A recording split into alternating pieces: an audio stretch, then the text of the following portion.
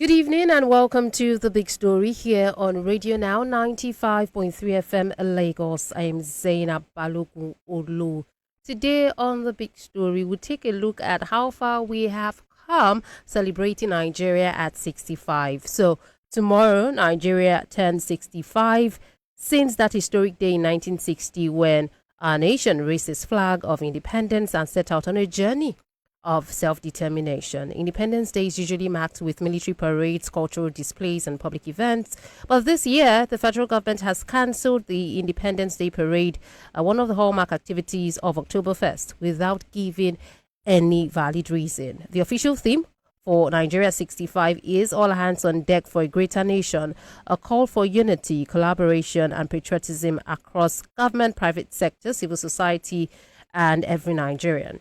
But as we look ahead to tomorrow's anniversary, the big question is, after 65 years, is this the Nigeria that we dreamt of? Have we lived up to the promise of freedom? Are we still searching for the nation, what the nation envisioned in 1960? So today on The Big Story, we'll talk about this and more, reflect on the journey so far, interrogate the state of the nation and what it will take, to truly build the Nigeria of our dreams if we're behind.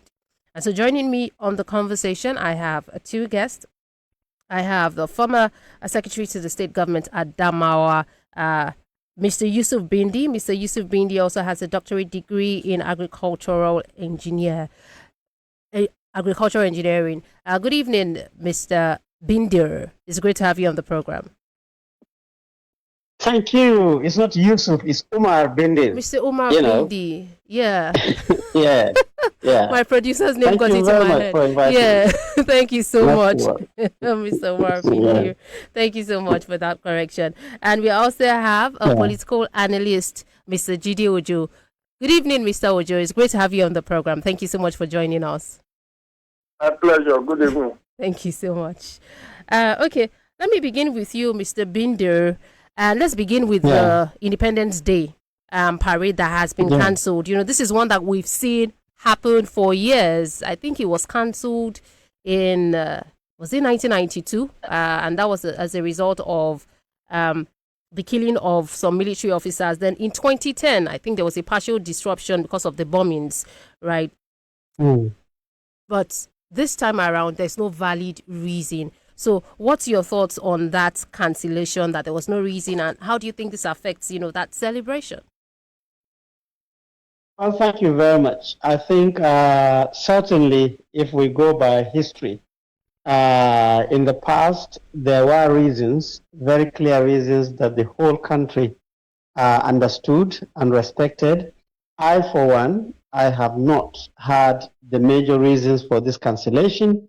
I don't know, maybe His Excellency the President is not in the country, or maybe he has other commitments, or maybe some governors approached him that they have other commitments, or maybe there are some things happening around the world that we wanted our country to be part of, giving them respect. I know for sure the United Nations General Assembly has just concluded or is still going on. That possibly must have carried many leaders to the United States, and so I don't really know, but I am sure there must be a very valid reason for postponing it or avoiding it on the 1st of October. Okay, and so we'll look at should that reason, go over Nigeria's independence. Hunger has ended, really. The president, after he did the coronation of the Olubadan of Ibadan, he came back to Lagos. I think he left Lagos today because currently he's in Imo, and what he's doing is inaugurating a reconstructed 60-kilometer dual carriage federal road. So that's what we know of. No valid reason, and this is what people expect because normally we see this parade. And that's why I said, how does this affect it, especially when people know that this is what usually happens and we're not seeing that happen and there's no valid reason given? Well, if you look at the country, possibly when you see some of the issues around, and there are a lot of policies that are affecting people, and people are maybe complaining or celebrating here and there. But I'm sure when you mop up all the experiences within the country, there must be a very solid reason that the commander-in-chief considered to say that, look, let us just avoid this celebration. Maybe it's costly. Maybe we do not want to showcase the affluence in the middle of possibly some issues of poverty and stuff like that. So, and normally, you know how we Nigerians are. When they say celebration, we overdo things. So possibly it's trying to avoid these type of unnecessary activities all over the country in 36 states, in FCT, and then the federal government. And he just wants to concentrate to move the country to the next level. All right, I'll take you back to Mr. Ojo because I don't know if other states have cancelled. I haven't seen that. This is the federal government saying they're cancelling the parade that happens. But Mr. Ojo, if you could tell us the significance, because I know that you follow things like this. Remember for Democracy Day as well, right? He cancelled that nationwide broadcast that was supposed to happen. Instead, he addressed the joint session of the National Assembly. So that cancelled without any valid reason. Now we're seeing Independence Day parade cancelled with no valid reason. What's your reaction to that? And what really is the significance of this Independence Day parade? Okay, so I guess we all grew up to know it as the norm during the country's independence. And, well, the only thing that is permanent in life is change. Yes, it carries significance. It's a day of celebration. So we invite the diplomatic circle, the eminent Nigerians, traditional rulers, religious leaders, and the all and sundry, the National Assembly, people that matter, the VVIPs, to come around, and there is a military march past, but there isn't much to it, and I don't think we should make every weather of whether it holds or it's cancelled. Just that I wish there were cogent reason given. Perhaps it's due to security threat. We know in 2010 there was attack at Eagle Square, which led to the military parade being located done within the confines of the Aso Villa for many years until it was revived. So there isn't a hard and fast rule about whether it should hold or it's not. It's just a convention.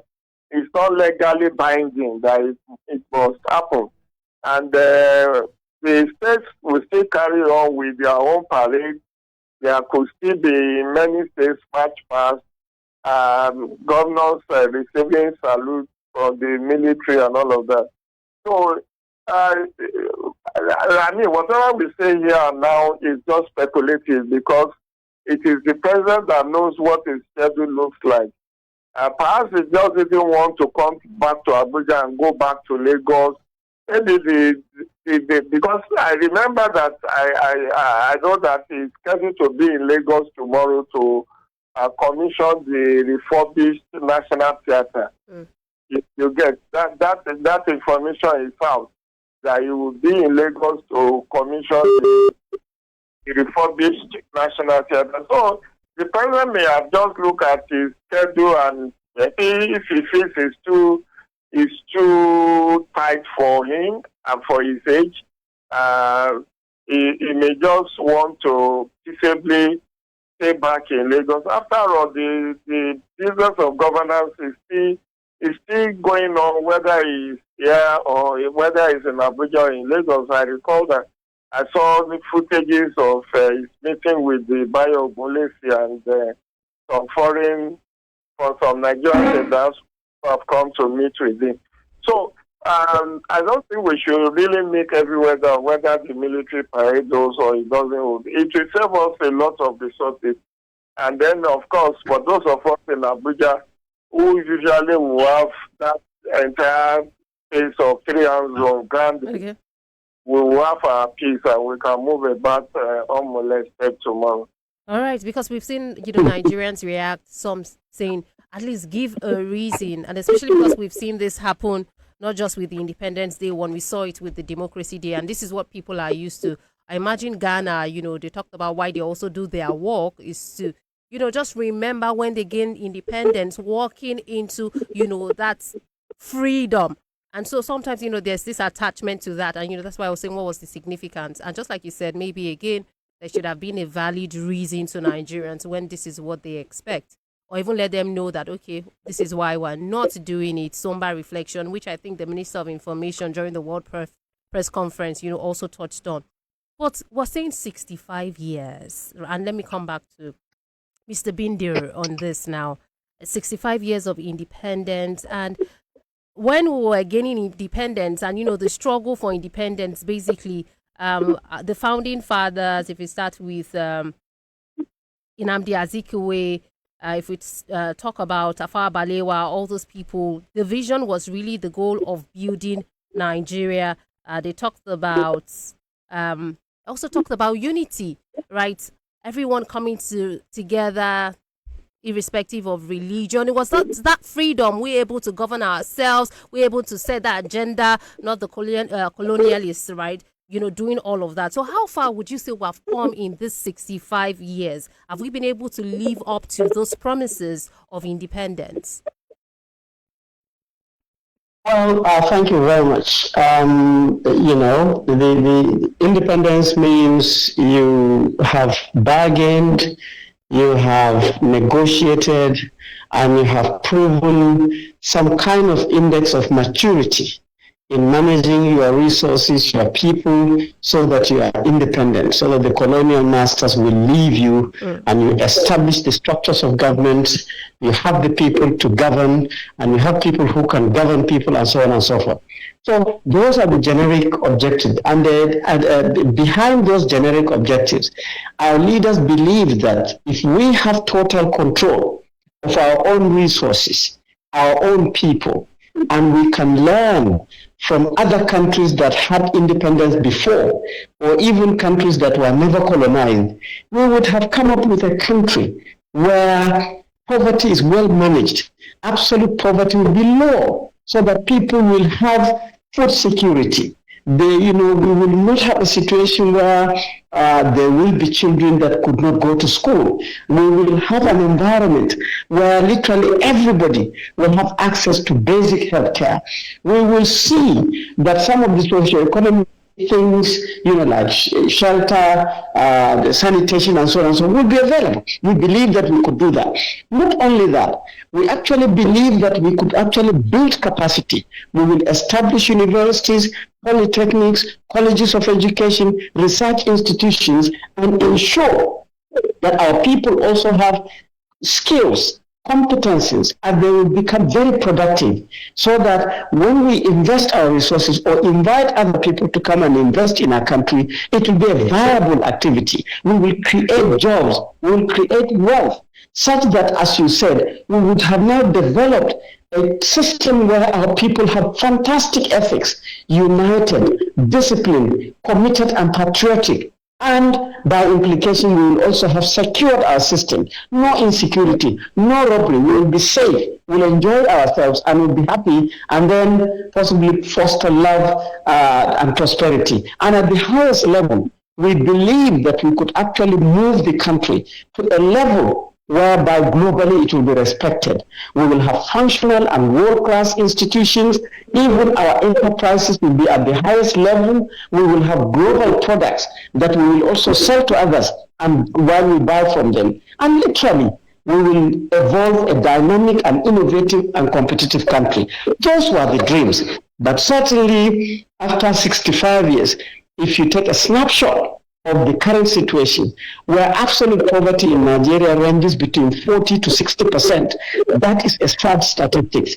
When you look at most of the technical things, the private sector, when we want roads, it is foreigners that are building roads for us. When we want complex infrastructure, communication, electricity, sadly, all the competencies are mostly from outside. And certainly, we have not been able to hold our country at the highest level of respect internationally, to the extent that there are times when you are holding the green passport, You go to some countries and they call Nigeria, the only thing people will think Nigeria means is all these bits and the 419, we're this and that. So, yes, we have made progress in some areas. At least we have remained one country. Yes, we have been able to prove to the world that we can even produce highest quality of intellectuals with capacity, because if you go to most of the Western countries, you will see Nigeria's food mark intellectually and industrially. We have managed to make so many things. So it's a mixed grill, but certainly coming home, I am sure majority of Nigerians who love this country, who are patriotic to this country, will say, at 65, we should have done more. That is my assessment. Okay, and I'll take you to Mr. Jide Ojo now. And, since the start of this journey, Nigeria, and now we're 65, where would you say we've made progress? Where do you think that we are falling short?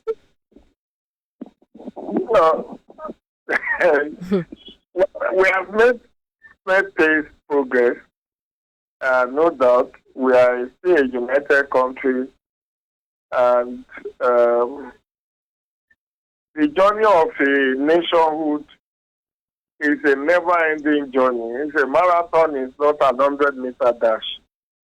But sincerely speaking, Professor Eosa Osaga, former Vice Chancellor at Benedict University, and now Director General of Nigeria Institute for International Affairs, wrote a book, I think about 1999, where he titled the book, Nigeria, the Crippled Giant. We are a giant, but we are crippled. And we have had a lot of missed opportunities. As a writer of 35 years experience, I've written on diverse topics across sectors in Nigeria. And I feel a sense of deja vu and hopelessness.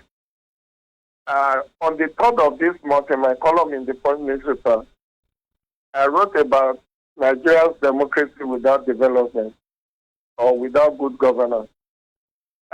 Tomorrow, I did an assessment of a kind of midterm report of the Tinubu administration.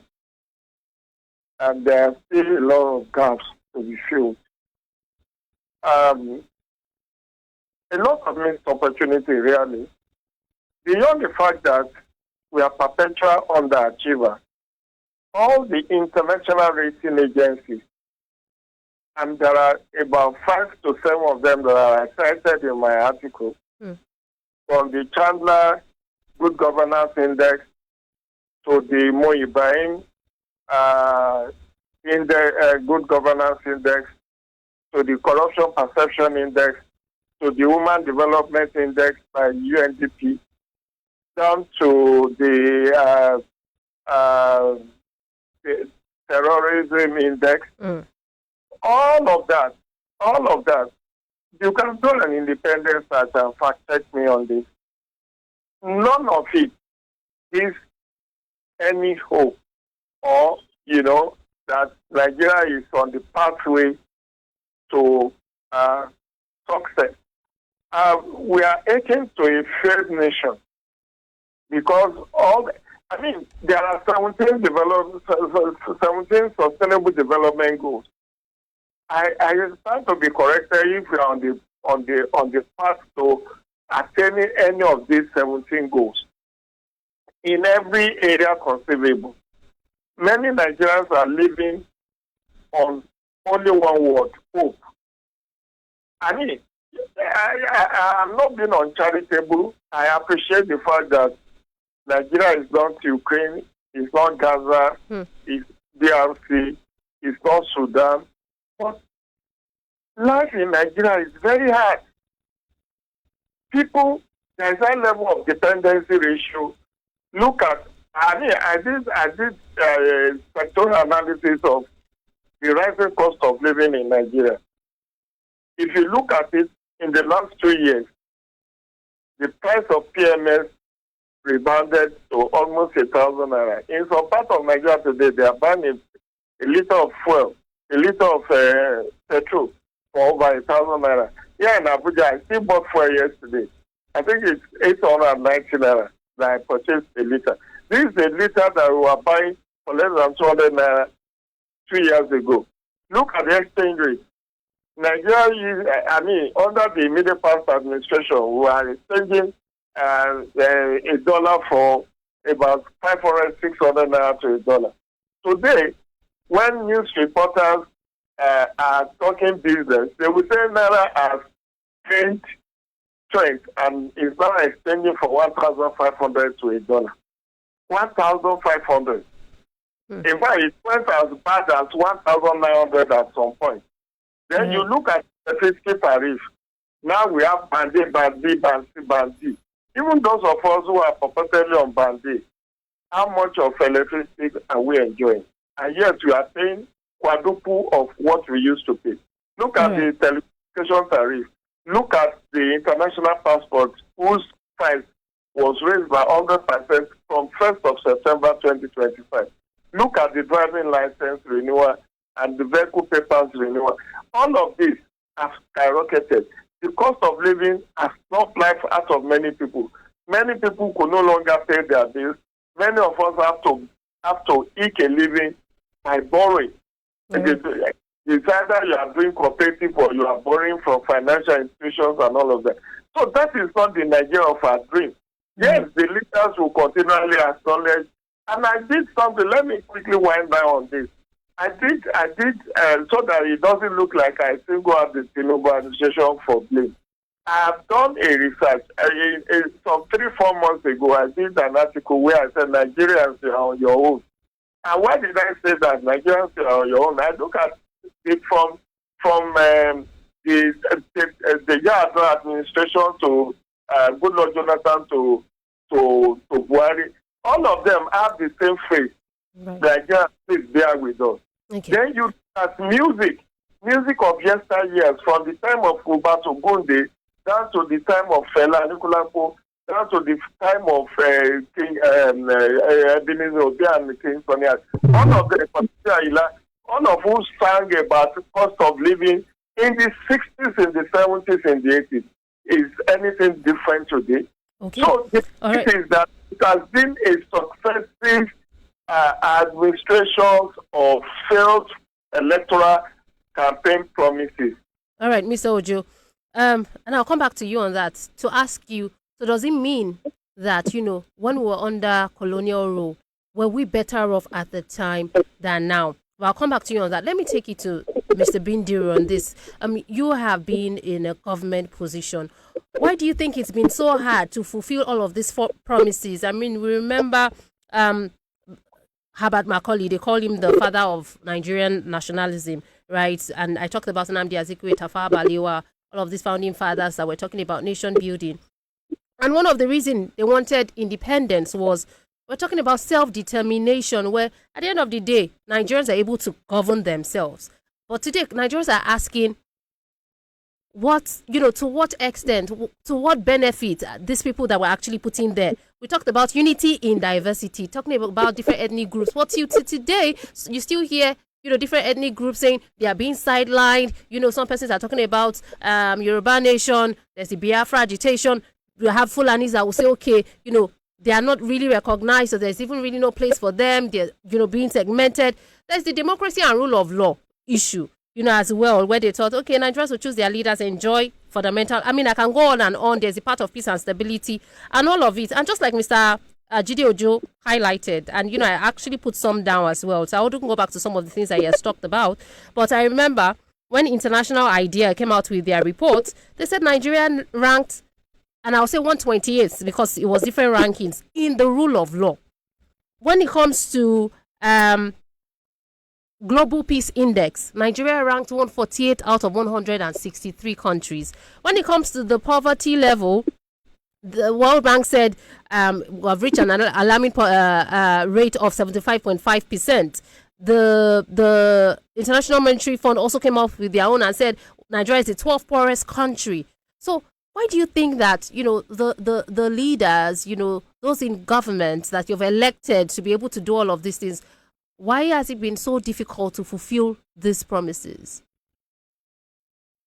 Well, thank you very much. Over the years of my engagement or involvement in governance and, working as an implementer of policy or even part of people who draft policies for government to adopt, I have understood and realized that development in itself is actually a culture. It has absolutely nothing to do with how much schooling have you done and how much gold you have or how much oil you have. All that are catalysts for development, but the development is a culture of a people that can produce good leaders, leaders who are hungry and committed to develop their countries with fairness, with transparency, with very low index of greediness, and so on and so forth. In fact, when I reviewed, there was an article I reviewed, and I stumbled onto a book, and the book is titled 21st Century Technologies, Promises and Perils of a Dynamic Future. It was written by OECD in 1998, just before we got onto the 1999 electioneering or democracy. And in that book, in chapter 2, page 34 precisely, it reported that the third world refers to those countries, and they specifically mentioned Bangladesh and Nigeria are examples that are in severe strait with no clear path to a positive future. So by 1999, the summary of rating that has been given to Nigeria by the industrialized and sanitized countries is that we do not have a very clear path to any positive future, which is very sad. And you can see from 1999, when General Obasanjo took over, the Vision 2020 was there, that was meant for our leaders to steer our country to the highest level of industrialization, using the needs and the MDGs and the economic reforms. That did not happen. When Obasanjo finished his 8 years, Yar'Adua took over. He maintained the Vision 2020 under a 7-point agenda, thinking that if we narrowed these focuses, we could make it. Unfortunately, he died. May God be with him. We could not actually steer on the path of any positive future. When Goodluck Jonathan took over, he maintained the Vision 2020 under the emblem of transformation agenda. All this trying to let us know that, I'm a good leader, we can steer ourselves onto a very good future. He finished, and then Buhari took over. Still maintained Vision 2020 with, if you could remember, with his change mantra. The MDGs had finished with the introduction of SDGs. He now, during his 8 years, reintroduced the next level. And by the time he exited, he was running on a policy of lifting 100 million Nigerians out of poverty in 10 years. So it is a very clear path that we are not very solid. And as we speak now, we have now learned the renewed hope. It's exactly the same track. Yes. So why are they falling short? Why are they falling short of all of this? As far as, like I told you, it's a culture. The culture of ensuring that your knowledge should work for you. The culture whereby you choose leaders who can actually work for you, who are committed and working very hard to elect or select a good team who will plan very well using data and information. Leaders that recognize the usefulness of technical know-how, whether foreign or local, to make sure that we are creators of things. We can produce, we can process, we can create jobs and wealth. This we have failed. We are constantly, each government that comes, their reform stops at the macroeconomic level. They are always talking about exchange rate, all these indices that most Nigerians don't understand. Sorry but to come you in never here, hear Mr. of the micro. Because of time, we also need to touch on the North. And so if we're looking at 65 years, what do you think has undermined this celebration? If we're talking about the North, what are the challenges? Because, there's the issue of insecurity. You can talk about out of school children, and, you could shed more light on what else do you think maybe has undermined Nigeria, if we're talking about, especially in the North, that progress as we celebrate 65? I think it's just bad leadership. Our politics is polluted, is very bitter.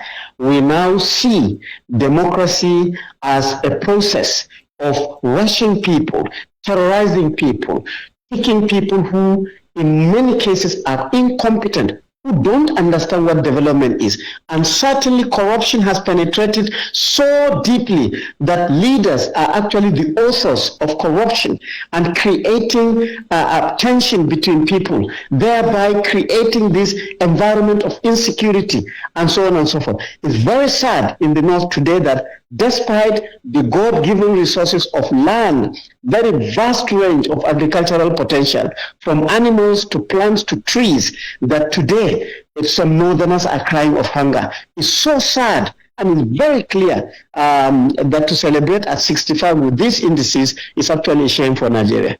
All right. And I'll take it to Mr. Jide Ojo. I know we have to be brief because of time, but like I asked you, that time, and again, if you could shed light on issues in the South, but do you think that, when we're under the British rule, Nigeria was far better than where we are at now? And if you look at in the next 5 years, I know how you and Mr. Bindir said, at least we're still one nation. Looking at the state of things right now, looking at the trajectory, and looking at, other countries, our neighbors, Mali and the rest of them, and we've seen militia leaders take over. Do you think in the next 5 years there will still be a Nigeria? Let me start from the last part of your question. Yes, there will be Nigeria because a nation will exist in perpetuity. And we should thank God that we are not what USSR is, where they are falling out to 15 countries. We are not where Sudan is. We are not where Palestine is.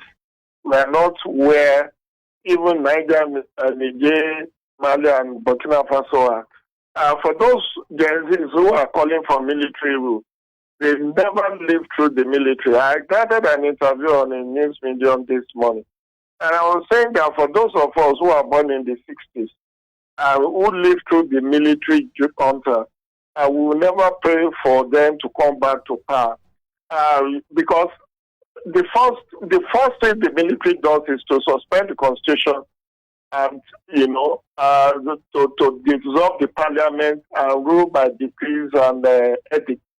And of course, you may credit them for bricks and mortar. They build roads, they build bridges, they build housing estates.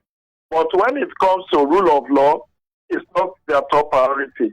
I mean, that's why we all resisted the imposition of sole administratorship and state of emergency in Rivers. So, as to whether we are better off under the colonial rule, I was not there. I was not there before the independence, but I don't think we fared any better because even for my parents who were there, the details they tell us is that life was so hard. Going to school in that colonial period was very difficult because you had to pay tuition. There was no free education. It was Awolowo that introduced free education in the Southwest and then the Western region in 1955. And it is with the free education that people like Sam Aluko, Professor Sam Aluko, and several other Ugandans of today in the Southwest were able to go to school. Otherwise, many of them would have been on their father's farmland harvesting cocoa and selling to produce buyers. But by and large, you see, a nation evolves over time. We should not give up on Nigeria. Yes, things are difficult, but hope is not lost. We can still get it right with time. Okay, so in 30 seconds, what should the government look at, right, as we try to achieve that nation of our dream, especially when we try to gain independence? This theme, they've said, the government talked about all hands on deck, calling on the private sector, civil society. Well, your advice. Zainab, the Section 14 subsection 2B of the Nigerian 1999 Constitution has altered. Has already given a prescription, a scope of work, what is expected of every government. It said security and welfare of citizens shall be the primary purpose of government. So if we can get security and we can get welfare, then the rest is left. I mean, none of us, how many people want to work for government in the first place? We all can find something to do on our own, but the state of insecurity is very alarming, and that's why even the National Human Rights Commission in July 8 this year, published a report that Nigeria has lost more people in first half of 2025 than it lost in the entire the entire 2024. So in security and welfare, once we have that, other things will fall in shape. All right, thank you so much, Mr. Jide Ojo, and I'll come to Mr. Birindir on your closing thoughts as well, especially because you have been in government, and so you probably understand what the challenges are on the part of the government, what the people also need, especially you're from the north as well, those issues as well. So what key priority areas do you think the government needs to focus on to achieve the Nigeria of our dreams? If you could do that in 30 seconds. I think the three key priority areas is that government should simplify governance and attack absolute poverty head on. All these macro things, they should come down and implement programs that can touch children, that can touch women, that can touch rural areas, that will ensure that people are producing and creating wealth and getting employed, formally or informally. Second, I think government must bend even backwards to ensure that this primitive communal insecurity, young people stealing young people, robbers on the road, we should work over this and finish it off. This insecurity is disturbing everybody. This is not war. This is not bombing all over this is not Palestine. And then finally, I think government should be very, very serious that selecting leaders, ensuring that people who lead are sitting on chairs, we must attack corruption. We should stop this getting leaders, ones who are not qualified, not experienced, do not have anything that they have done to communities or their communities in the past, to now climb chairs of leadership. We must develop indices that we can be able to choose leaders who will deploy their experience in terms of sanitized leadership, fear of God, clear commitment, well-informed and well-planned strategy. I think if we do these three things, maybe in the next 5-10 years, our great country will be greater. Thank you so much, Mr. Birindir. I know you both harped on, security, insecurity, and, today, well, this was yesterday when a journalist that died, Somto Maduago, and a gate man as well. And this was because of armed robbery, right? And so it boils down to the situation of insecurity again, while people are also going into this. And I think that you all both have touched on, what actually needs to be done. Thank you so much for your insight into this discussion, Mr. Usman Birindir, former secretary. Umar Bindi, former secretary of the state government in Adamawa State. Mr. Umar Bindi has a doctorate degree in agricultural engineer. We do appreciate your time on the program. Thank you so much for joining us. Thank you very much. And I greet my good friend, Jide Ojo. I've not seen him for some time, but he is pushing, and he's pushing very well. Well done, sir. Thank you. It's a pleasure, Doc. We hope to see you soon on another platform. Thank you so much, Mr. Jide Ojo, political analyst. We do appreciate your expertise on this matter. My pleasure. Thank you. Enjoy the rest of the evening. You too. Happy 55th independence anniversary to Nigeria. I wish you the same. And to Nigerians. Okay, and that's been the conversation this evening on The Big Story. We'll take some messages and you can join me on the round table. Since 1894, we've witnessed the evolution of a nation and proudly partner with its people on their path to prosperity. From the ink-stained